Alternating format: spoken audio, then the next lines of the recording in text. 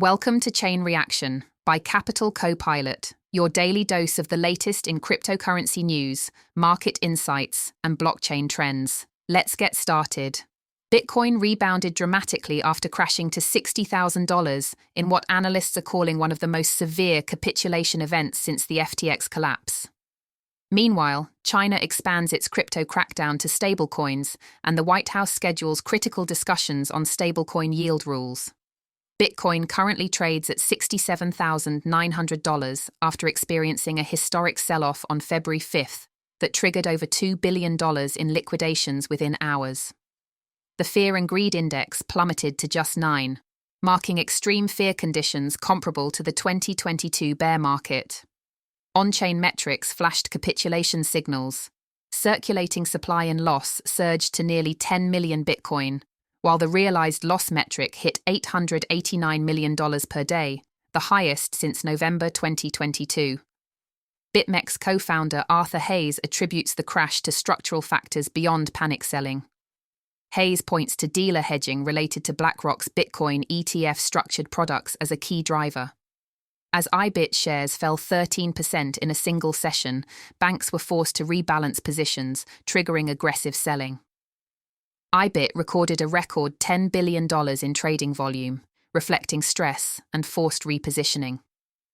The recovery has been swift but mechanically driven. Ethereum climbed back above $2,000, currently at $2,016.58. XRP surged over 20% to $1.39, staging the wildest recovery among major tokens. Solana bounced to $84.85. Nearly $400 million in short positions were liquidated as prices rebounded. However, analysts remain cautious. Spot Bitcoin ETFs have seen nearly $700 million in outflows over the past 3 trading days, with total monthly outflows exceeding $6 billion. Strategy, formerly MicroStrategy, reported a $12.4 billion loss, but CEO Feng Le stated Bitcoin would need to fall 90% before the company's debt becomes problematic.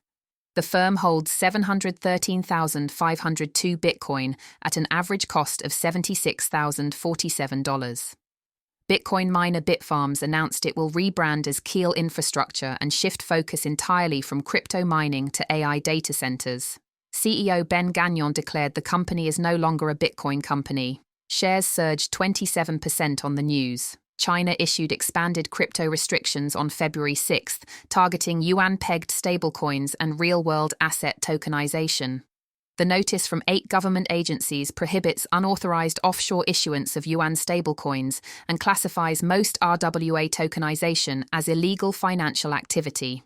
The White House has scheduled a February 10th meeting with banks and cryptocurrency firms to discuss stablecoin yield rules. Traditional banks oppose yield-bearing stablecoins, arguing they would drain deposits, while crypto firms counter that user rewards are standard growth tools. Despite the sharp rebound, market structure remains fragile. Bitcoin must reclaim and hold above $70,000 to signal genuine strength. Until then, traders should expect continued volatility. That's a wrap for today's edition of Chain Reaction by Capital Copilot. We hope you're feeling more informed and ready to navigate the cryptoverse.